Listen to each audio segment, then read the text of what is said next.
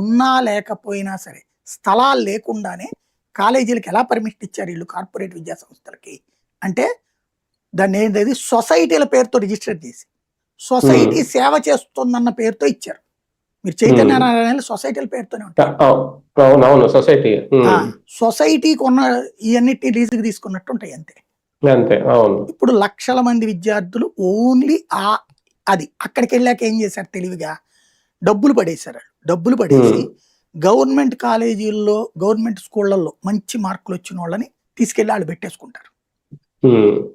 వాళ్ళకి స్కాలర్షిప్ ఇస్తారు, ఫ్రీగా ఇస్తారు, డబ్బులు అక్కర్లేదు, చదివించుకోమంటారు. మా దగ్గర మనం ప్రైవేట్ స్కూల్లో ఈ గవర్నమెంట్ స్కూల్లో నేల మీద కూర్చోవడము లేకపోతే బల్ల సరిగ్గా లేకపోవడము టాయిలెట్ సరిగ్గా లేకపోవడంతో పోల్చుకుంటే ఇక్కడ పెద్ద బిల్డింగ్ లో ఉంటుంది. మన బిడ్డను నాకు పంపించడం ప్రారంభించాం. వీళ్ళని చూపెట్టి వాళ్ళు చక్కగా మార్కెట్ చేయగలిగారు.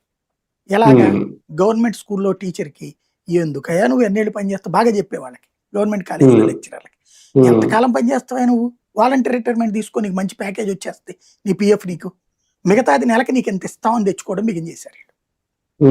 మొదట్లో 2 చోట్ల చెప్పించేటట్టు చేశారు. కానీ తర్వాత ప్రభుత్వాలు అడ్డుపడేటప్పటికి ఇలాగ రిజైన్ చేయించి తెచ్చుకున్నారు. అటు ఆ డబ్బులు ప్యాకేజ్ ఉంటాయి ఫిక్స్డ్ డిపాజిట్ కింద ఈ అదనంగా నెల లక్షల్లో. అక్కడ ఎంత అప్పట్లో జీతాలు తక్కువ కదా, ఇప్పుడైతే లక్షల్లో వస్తున్నాయి లెక్చరర్ గవర్నమెంట్ లెక్చరర్ జీతాలు. ఆ రోజుల్లో ఎంత గవర్నమెంట్ స్కూళ్లలోనూ కాలేజీలో జీతాలు అతి పరిమితం. ఇప్పుడు అదే పాటలు కూడా ఉంది కదా, మాస్టర్కి 1000 6 వరహాలు అంటే పాట